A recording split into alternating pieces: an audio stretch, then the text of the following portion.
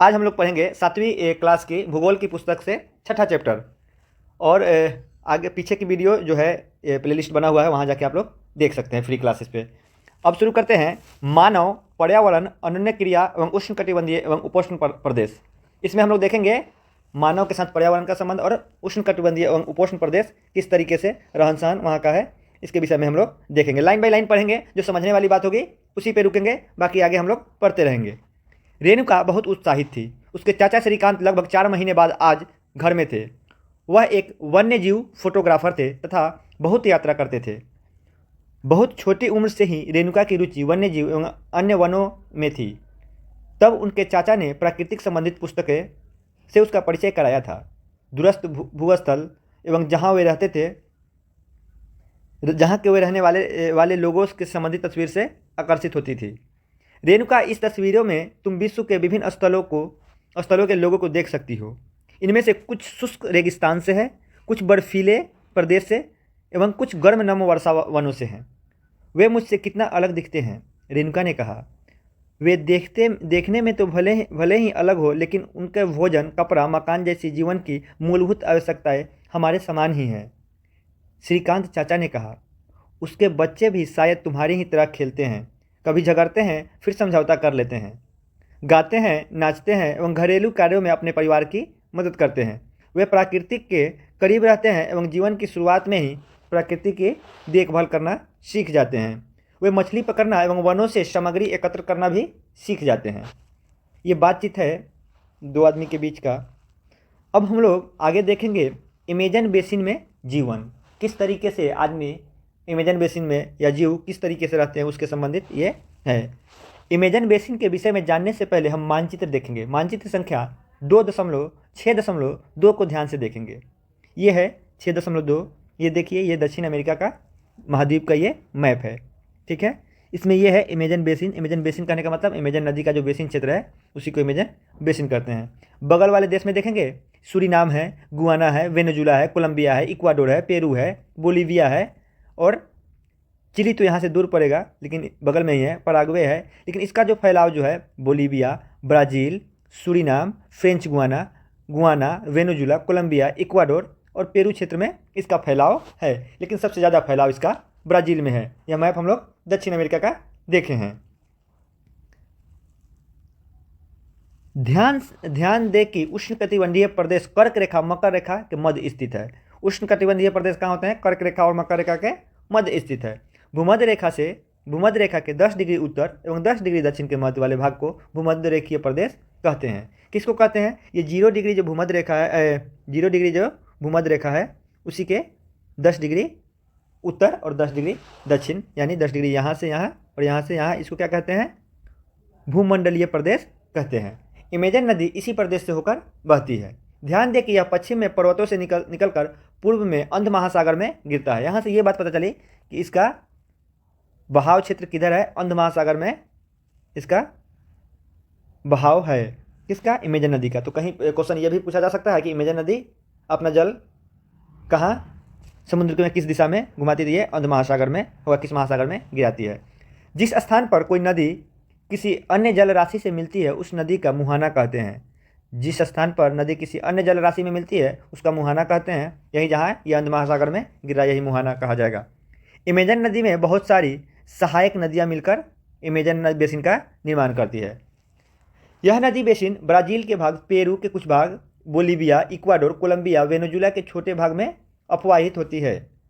क्या आप इस बेसिन में स्थित उन देशों के नाम बता सकते हैं जिसमें भूमध्य रेखा गुजरती है? तो भूमध्य रेखा गुजरती है, इसको देखने के लिए दोस्तों हम यहाँ से ये लाइन खींचेंगे। ये 0 डिग्री भूमध्य रेखा हुआ, ये देखिए, ये इक्वाडोर, कोलंबिया, ये हो गया ब्राज़ील, ओके, यहाँ से ये क्रॉस कर रहा है। अब इसमें कुछ शब्दावली है, उसको समझेंगे। सहायक नदियाँ, यह छोटी नदियाँ होती है जो मुख्य नदियाँ में मिलती है। सहायक नदियाँ ऐसे समझिए, ये नदी गया, जैसे ये गंगा नदी गया, इसकी सहायक नदी इधर से आके जमुना मिली, इधर से सोन, गंडक, इस तरीके से जो नदी मिलती है इसको क्या कहते हैं? छोटी नदियाँ, जो बड़ी नदियाँ मिलती है उसको सहायक नदी कहते हैं। मुख्य नदी अपनी सहायक नदियों के साथ जिस क्षेत्र में पानी को बढ़ाकर ले जाती है वह उसका बेसिन कहलाता है। ये जो पूरा इलाका हुआ इसको क्या कहा जाएगा? गंगा नदी बेसिन। उसी तरीके से इसका बेसिन क्या होगा? अमेजन नदी बेसिन या जलग्रहण क्षेत्र कहा जाता है। अमेजन बेसिन विश्व का सबसे बड़ा नदी बेसिन है। और अमेजन बेसिन के बारे में क्या जानना है? ये सबसे बड़ा नदी बेसिन है। अब हम लोग देखेंगे जलवायु। जैसा कि आप जानते हैं कि अमेजन बेसिन भूमध्य रेखा के आसपास फैली हुई है और पूरे वर्ष यहाँ गर्म एवं नम जलवायु रहती है। और ये बात हम लोग पहले पढ़ चुके हैं कि जहाँ गर्मी होगा, ह्यूमिडिटी होगा, नम होगा, तो कहाँ गर्मी ज़्यादा होगा? ये भूमध्य रेखा के पास। तो ये क्या है? उसी क्षेत्र में पड़ता है। तो यहाँ मौसम दिन और रात दोनों ही लगभग समान रूप से गर्म एवं आर्द्र होते हैं तथा शरीर में चिपचिपाहट महसूस होती है। इस प्रदेश में लगभग प्रतिदिन वर्षा होती है और वह बिना किसी पूर्व चेतावनी के। दिन का तापमान उच्च एवं आर्द्रता अति उच्च होता है और रात का तापमान कम हो जाता है, लेकिन आर्द्रता वैसे ही ह्यूमिडिटी बनी रहती है। हम लोग अब आगे देखेंगे वर्षावन। इन प्रदेशों में अत्यधिक वर्षा के कारण यहाँ भूमि पर सघन वन उग जाते हैं। जहाँ बारिश ज़्यादा होगा तो और फिर नॉर्मली बात है कि वहाँ वन भी ज़्यादा होंगे। वन इतने सघन होते हैं कि पत्तियाँ तथा शाखाओं से छत सी बन जाती है, जिसके कारण सूर्य का प्रकाश धरातल तक नहीं पहुंच पाता है। यहाँ की भूमि प्रकाश रहित एवं नम बनी रहती है। यहाँ केवल वही वनस्पति पनप सकती है जिसमें छाया में बढ़ने की क्षमता हो। अब हमेशा नीचे धूप पड़ेगा ही नहीं, जो पौधा धूप में होने वाला होगा वहाँ तो होगा ही नहीं। केवल वही पौधे होंगे जो छाया में बढ़ने की क्षमता रखती हो। परजीवी पौधे के रूप में यहाँ आर्किड एवं बोमिलाइड पैदा होते हैं। कौन से पौधा वहाँ पाए जाएंगे? नीचे वाले जो जहाँ धूप नहीं पहुँच रहा है। दो चीज़ है, कौन पौधा? आर्कटिक या क्या है? परजीवी है और बोमिलाइड। वर्षावन प्राणी जात की प्रचुरता होती है। टूकन गुंजन पक्षी, रंगीन पछती वाले मकाओ एवं भोजन के लिए बड़ी चोंच वाले विभिन्न प्रकार के पक्षी जो भारत में पाए जाने वाले सामान्य पक्षियों से भिन्न होते हैं। जो हम लोग के यहाँ पाया जाता है उस पक्षी से भिन्न भी कुछ पक्षी वहाँ मिलते हैं, जिसका नाम यहाँ दिया गया है। गुंजन पक्षी, रंगीन पक्षी, मकाओ एवं भोजन के लिए लंबी चोंच वाली भी विभिन्न प्रकार के पक्षी हम लोग को वहाँ देखने को मिलेंगे। प्राणियों में बंदर, स्लॉथ, चींटी खाने वाले टैपियर भी यहाँ पाए जाते हैं। बंदर, स्लॉथ, चींटी खाने वाले टैपियर भी पाए जाते हैं। सांप एवं सरीसृप की विभिन्न प्रजातियाँ भी इन वनों में पाई जाती है। मगर, सांप, अजगर तथा एनाकोंडा, बोआ भी कुछ प्रजाति है। इसके अतिरिक्त हजारों कीड़े मकोड़े भी इस बेसिन में निवास करते हैं। मांस खाने वाले पिरान्या, मत्स्य भी समेत मछलियाँ के विभिन्न प्रजाति भी अमेजन नदी में पाई जाती है। इस प्रकार जीवों की विविधता के दृष्टि से अमेजन बेसिन असाधारण रूप से समृद्ध है। क्या आप जानते हैं बोमिलाइड एक विशेष प्रकार का पौधा है जो अपने पत्तियों में जल संचित करता है? बोमिलाइड। और मेढक जैसे प्रणाली इन जल के पॉकेट में उपयोग अंडा देने के लिए करते हैं। तो मेढक अंडा देने के लिए कौन से पौधे का उपयोग करता है? बोमिलाइड। कहाँ पाया जाता है? अमेजन बेसिन में। वर्षावन के निवासी यहाँ छोटे छोटे क्षेत्रों में वन एवं कुछ वृक्षों को काटकर अपने भोजन के लिए फसल उगाते हैं। यहाँ के पुरुष शिकार करते हैं तथा नदी में मछली पकड़ते हैं, जबकि महिलाएं फसलों का ध्यान रखती है और वे मुख्यतः टेपियोका, अनानास, शकरकंद उगाते हैं। क्या उगाते हैं? टेपियोका, अनानास एवं शकरकंद उगाते हैं। क्योंकि मछलियों का या शिकार मिलना अनिश्चित होता है, ऐसे में महिलाएं अपनी उगाई गई साग सब्जियां में अपने परिवार का भरण पोषण करता है। यहाँ ये बात है कि मछली हर रोज तो मिलेगा नहीं, किसी दिन नहीं मिला, इसलिए साग सब्जी लोग उगाते रहता है। वे कर्तन एवं दहन कृषि पद्धति करते हैं। कर्तन एवं दहन कृषि पद्धति मैंने एक जगह काटना है, फिर जलाना है, फिर आगे खेती करने के लिए आगे मूव करना है, जगह बदल देना है। इसका मुख्य आहार मेनियोक है। मैंने मेनियोक कहाँ होता है? ब्राज़ील के जंगलों में, अमेजन बेसिन में, जिसे कवासा भी कहते हैं। आलू की तरह जमीन के अंदर पैदा होते हैं। ये चींटियों की रानी एवं अंडकोश भी खाते हैं। कॉफ़ी, मक्का एवं कोको जैसी नकदी फसल भी उगाई जाती है। कहाँ? अमेजन बेसिन के क्षेत्रों में। वर्षावन अत्यधिक मात्रा में घरों के लिए लकड़ी प्रदान करते हैं। कुछ परिवार मधुमक्खी के छत्ते के आकार वाले छप्पर वाले घरों में रहते हैं। माने मधुमक्खी के छत्ते के आकार वाले छप्पर वाले घर, जबकि कुछ लोग इसे मकोका कहते हैं, मलोका कहते हैं। क्या नाम हुआ इसका? मलोका। इस तरीके का भी क्वेश्चन पूछा जाता है कि मलोका क्या है, चाहे कहाँ में किस तरीके की मलोका एक घर है जो कहाँ बनाया जाता है, तो इसको क्या कहेंगे? ये अमेजन वर्षावन वाले क्षेत्रों में मलोका कहे जाने वाला अपार्टमेंट जैसा घर में रहते हैं। अमेजन बेसिन में लोगों के जीवन धीरे धीरे बदल रहा है। पुराने समय में वन के अंदर पहुंचने के लिए नदी मार्ग एक मार्ग उपाय था। 1970 में ट्रांस अमेजन महामार्ग बनने से वर्षावन के सभी भागों तक पहुंच संभव हो पाया। अब वहाँ भी विकास पहुंचा, शहर सड़क पहुंचा, तो उसके अंदर भी जाना अब संभव हो पाया है। अनेक स्थानों पर पहुंचने के लिए हवाई जहाज, हेलीकॉप्टर का उपयोग किया जाता है। इस प्रक्रिया के फलस्वरूप वहाँ का मूल आबादी अब उस क्षेत्र से बाहर निकलकर नए क्षेत्रों में बसना पड़ा। अब जहाँ भी इस तरीके का विकास, रोड, सड़क और पहुँचेंगे, वहाँ के मूल निवासियों को उनको प्रॉब्लम होगा ही। जहाँ वे अपने पौराणिक तरीके से खेती करते और रहते हैं। विकास की गतिविधियों के कारण जैविक विविधता वाले वर्षावन धीरे धीरे नष्ट हो रहे हैं। ऐसा अनुमान है कि प्रतिवर्ष अमेजन बेसिन में वर्षा वन का बड़ा भाग लुप्त हो रहा है। आप देख सकते हैं कि वर्षा वन के लुप्त होने के प्रभाव होता है। वर्षा के कारण मिट्टी की ऊपरी परत बह जाती है और सघन एवं बंजर भूमि में बदल जाते हैं। उसके लिए एक फोटो के माध्यम से समझाया गया है किस तरीके से नुकसान होता है जब पेड़ पौधे कटते हैं। दहन एवं कर्तन विधि में किसान पहले वृक्षों झाड़ियों को काटकर भूमि को साफ करते हैं, फिर इसको जलाया जाता है। इसके पोषक तत्व मिट्टी में मिल जाते हैं, फिर इसे साफ भूमि पर कुछ वर्षों तक फसल पैदा की जाती है। जमीन के इस टुकड़े को बार बार प्रयोग से पोषक तत्वों का अभाव हो जाता है और इसलिए इस टुकड़े को छोड़ दिया जाता है और बाद में इसे फसल उगाने के दूसरे स्थान पर मूव किया जाता है। यही बात जो पहले हम लोग बात कर चुके हैं उस पर। अब देखेंगे गंगा ब्रह्मपुत्र बेसिन। अब बेसिन तो हम लोग समझ गए थे, अब उसमें अब ये गंगा नदी है भारत में, अब उसी में ही जब ये दोनों क्षेत्र को क्या कहते हैं, गंगा ब्रह्मपुत्र बेसिन कहा जाता है। इसको देखते हैं। गंगा तथा ब्रह्मपुत्र की सहायक नदी मिलकर भारतीय उपमहाद्वीप में गंगा ब्रह्मपुत्र बेसिन का निर्माण करती है। ये आगे मैं फोटो में हम लोग 6.8 में देखेंगे। यह बेसिन उपोष्ण में 10 डिग्री उत्तर से 30 डिग्री उत्तर के अक्षांश के मध्य स्थित है। घाघरा, सोन, चंबल, गंडक, कोसी जैसी गंगा की सहायक नदियाँ, ब्रह्मपुत्र की सहायक नदियाँ इसमें अपवाहित होती है। एटलस की सहायता से ब्रह्मपुत्र के कुछ सहायक नदियों के नाम ढूंढे, जैसे मानस है, धनसिरी है। ये किस क्या है, इसका ब्रह्मपुत्र का सहायक नदी है। गंगा एवं ब्रह्मपुत्र मैदान, पर्वत एवं हिमालय के गिरिपद एवं सुंदरवन डेल्टा इस बेसिन की मुख्य, अगर कहीं छूटा नहीं ना, नहीं, इस बेसिन की मुख्य विशेषताएं हैं। अब हम लोग मैप में देखते हैं इसको। गंगा ब्रह्मपुत्र बेसिन देखिए, ये हो गया ब्रह्मपुत्र नदी और ये गंगा। तो बेसिन जो होगा ये पूरा इसके सहायक नदी मिलके और इसके सहायक नदी मिलके ये पूरा भाग जो होगा गंगा ब्रह्मपुत्र का बेसिन हुआ।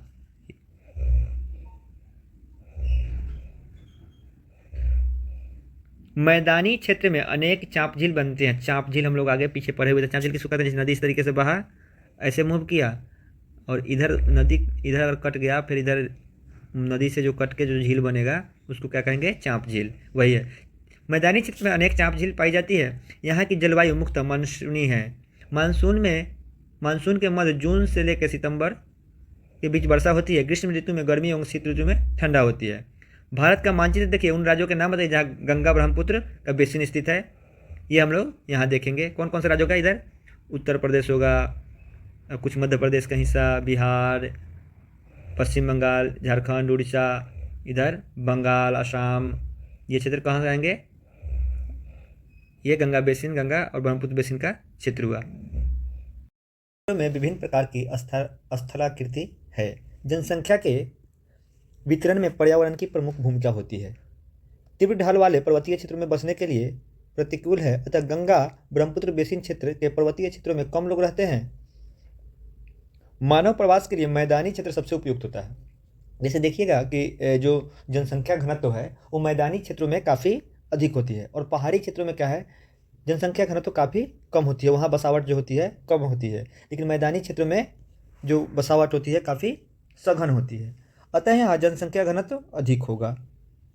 यहाँ की मिट्टी उपजाऊ है। जिन स्थानों पर फसल उगाने के लिए समतल भूमि उपलब्ध है वहाँ के लोगों का मुख्य व्यवसाय कृषि है। जैसे उत्तर भारत में जो स्थिति है, उत्तर भारत में चाहे पहाड़ों की अपेक्षा जो समतल मैदान होते हैं जहाँ भी हो, वहाँ क्या होता है कि लोगों का मुख्य जो व्यवसाय क्या होता है, कृषि ही होता है।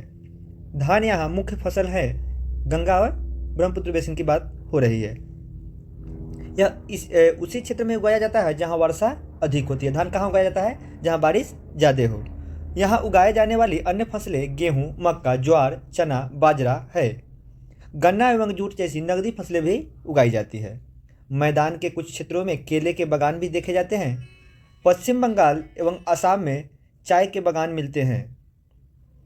बिहार एवं असम के कुछ भागों में सिल्क के कीड़े का संवर्धन किया जाता है।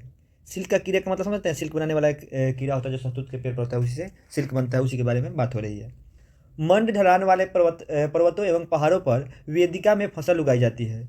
तो वेदिका का मतलब समझते हैं कैसे फसल, जैसे आपको बताते हैं कि अगर समझिए कि ये पहाड़ है तो पहाड़ पर इस तरीके से खेती, ऐसे ई हो गया वेदिका टाइप के, ये ऊंचा रहेगा, उससे नीचा ई, उससे नीचा ई, ऐसे वेदिका टाइप के खेती होती है। विभिन्न भू आकृति के अनुसार वनस्पति में भी विविधता पाई जाती है। जैसे जगह, समय, जलवायु के अनुसार क्या होता है, वनस्पति में भी विविधता देखने को मिलती है। गंगा ब्रह्मपुत्र के मैदान में सागवान, शाखू, पीपल के साथ उष्णकटिबंधीय पर्णपाती पेड़ भी पाए जाते हैं। ब्रह्मपुत्र के मैदान क्षेत्रों में घने बांस के घने झुरमुट पाए जाते हैं। डेल्टा क्षेत्र में मैंग्रोव वन से घिरा होता है। डेल्टा क्षेत्र जानते हैं दोस्तों, जैसे देखिए अगर ये समुंदर इसको मान लेते हैं कि ये हमारा समुंदर है, ये नदी जो बहा के बहती हुई जाती है समुंदर से मिलने के पहले ये जो क्षेत्र होते हैं इसको क्या कहते हैं, डेल्टा क्षेत्र। वहाँ क्या मिलता है, मैंग्रोव वन। सबसे ज़्यादा सबसे बड़ा कहाँ है, सुंदरवन का मैंग्रोव। उत्तराखंड, सिक्किम एवं अरुणाचल प्रदेश की ठंडी जलवायु एवं तीव्र ढाल वाले क्षेत्र में कौन सा पेड़ होता है, जहाँ ठंडी जलवायु तीव्र ढाल होगा तो क्या होगा, चीड़, देवदार, फर जैसे शंकुधारी पेड़ पाए जाएंगे। ये देखिए धान की बुआई हो रही है, इधर चाय पत्ती की तुराई हो रही है। इधर बॉक्स में एक चीज़ दिया हुआ, इसे पढ़ते हैं। जूट, बांस, सिल्क से बने हस्तशिल्प एकत्रित करें। जैसे हाथ शिल्प का मतलब हाथ से बना हुआ जो सामान होता है, जूट से बना हुआ पटुआ यानी बांस और सिल्क से बने हुए कुछ देखिए और उसको इकट्ठा करना है। आगे देखते हैं। बेसिन में विभिन्न प्रकार के वन्य जीव पाए जाएंगे। जैसे विभिन्न प्रकार के पेड़ पौधे पाए जाते हैं, वहाँ क्या होगा, वन्य जीव भी पाए जाते हैं। इसमें हाथी, बाघ, हिरन, बंदर आदि सामान्य रूप से पाए जाते हैं। एक सींग वाला गेंडा ब्रह्मपुत्र के मैदान में पाए जाते हैं। एक सींग वाला गेंडा कहाँ पाया जाता है, ब्रह्मपुत्र क्षेत्र के मैदान में यानी असम वाले क्षेत्र में। डेल्टा क्षेत्र में बंगाल टाइगर एवं बंगाल टाइगर सुंदरवन डेल्टा, ये डेल्टा क्षेत्र कहाँ पाया जाएगा, बंगाल टाइगर और मगर पाए जाते हैं। नदी के साफ जल और झील और बंगाल की खाड़ी में प्रचुर मात्रा में जलीय जीव पाए जाते हैं। रोहू क्या है, मछली की प्रजाति। कतला, हिल्सा मछली सबसे लोकप्रिय प्रजाति है। मछली एवं चावल इस क्षेत्र के रहने वालों के लिए मुख्य आहार है। बिहार, झारखंड और इधर बंगाल की तरफ ज़्यादातर बंगाल में क्या, माछ भात। ये देखिए, क्या आप जानते हैं वेदिका के निर्माण जो हम लोग बताए देखिए किस तरीके से, पहाड़ों पर इस तरीके से घुमा घुमा के ये जो खेती हो रही है इसके बारे में, इसको वेदिका निर्माण। खड़ी का ढलानों पर समतल जगह बनाकर कृषि करने योग ये वेदिका कृषि का चित्र दिया हुआ है। यहाँ देखिए क्या है, गैंडा एक सिंग वाला कहाँ पाया जाता है, असम में, ये ब्रह्मपुत्र वाले क्षेत्रों में। ये है मगर। एक और चीज़ क्या आप जानते हैं, गंगा ब्रह्मपुत्र नदियों के अलवन जल में एक प्रकार के डॉल्फिन पाई जाती है जिसे स्थानीय भाषा में सुसु कहते हैं। सुसु सुसु की उपस्थिति जल का शुद्धता का प्रमाण है। जैसे गंगा नदी में भी है, गंगा डॉल्फिन भी इसे बोलते हैं, गंडक नदी में भी है। ये इस तरीके का इसका चित्र होता है।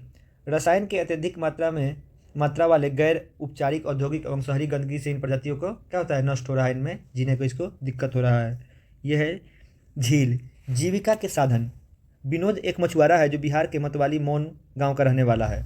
आजकल वह एक प्रसन्न व्यक्ति है। मछलियों की विभिन्न प्रजातियों को पालने के लिए उसने अपने साथी मछुआरे रविंद्र किशोर, राजीव एवं अन्य के साथ मौन एवं चाप झील को साफ किया और झील में उगने वाले स्थानीय खरपतवार जैसे वेनेरिया, हाइड्रिला मछलियों को भोजन बनते हैं। झील के आसपास की भूमि उपजाऊ है और इस भूमि पर धान, मक्का और दलहन जैसी फसल बोता है। खेत की जुताई के लिए भैंसों का उपयोग किया जाता है। भैंसे नहीं, वहाँ तो बिहार में तो होगा तो बैल का उपयोग किया जाता है।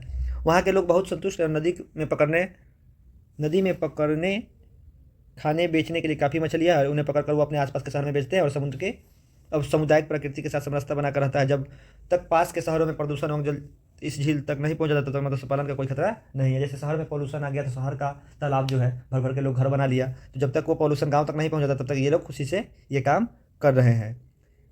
सार्वभौमिक स्वच्छता कवरेज प्राप्त करना और स्वच्छता पर ध्यान केंद्रित करने के प्रयासों में तेजी लाने के लिए भारत के प्रधानमंत्री ने 2 अक्टूबर 2014 को स्वच्छ भारत मिशन की शुरुआत की। स्वच्छ भारत मिशन की शुरुआत कब की गई, 2 अक्टूबर गांधी जी की जयंती पर 2014 में। गंगा ब्रह्मपुत्र के मैदान में कई बड़े शहर कस्बे स्थित है, जिसमें इलाहाबाद, कानपुर, वाराणसी, लखनऊ, पटना, कोलकाता जैसे 10 लाख से अधिक आबादी वाले शहर गंगा नदी के तट पर ही स्थित है। इन शहरों तथा यहाँ के उद्योगों पर गंदा पानी बहकर नदी में जाता है, जिससे नदी प्रदूषित हो रही है। बेसिन में यातायात की सुविधा सुविकसित तंत्र उपस्थित है। आप देख सकते हैं कि गंगा ब्रह्मपुत्र बेसिन में यातायात के 4 मार्ग सुविकसित है। मैदानी इलाकों में लोग सड़क मार्ग और रेल मार्ग द्वारा एक स्थान से दूसरे स्थान तक जाते हैं। नदी के तटीय क्षेत्रों में जल मार्ग यातायात के प्रभावशाली माध्यम है। अब देखिए अभी गंगा विलास एक शुरू किया गया है टूरिस्ट के लिए, तो जल मार्ग भी बहुत उपयोगी हो सकता है। कम भाड़े में माल की ढुलाई के लिए उपयोगी हो सकता है। कोलकाता हुगली नदी पर स्थित एक महत्वपूर्ण पत्तन है। हुगली नदी का पत्तन कहाँ है, कलकत्ता में। मैदान क्षेत्र में बड़े बड़े हवाई पत्तन है। पर्यटक इस बेसिन की एक महत्वपूर्ण क्रिया है। आगरा से जमुना के किनारे स्थित ताजमहल। अब जमुना किनारे कौन कौन सा शहर है, ताजमहल, इलाहाबाद, गंगा एवं जमुना नदी का संगम उत्तर प्रदेश में है। बिहार के बौद्ध सपूत लखनऊ, बिहार में बौद्ध सपूत, लखनऊ का इमामबाड़ा, असम का काजीरंगा पार्क, मानस वन्यजीव अभयारण्य तथा अरुणाचल प्रदेश में विशिष्ट जनजातीय संस्कृति जिसके कई दर्शनीय स्थल हैं। जैसे सांस्कृतिक स्थल देखने वाला जगह भी है नदी किनारे। ये हो गया हम लोग का चैप्टर समाप्त। बाकी पढ़ेंगे हम लोग अगले चैप्टर में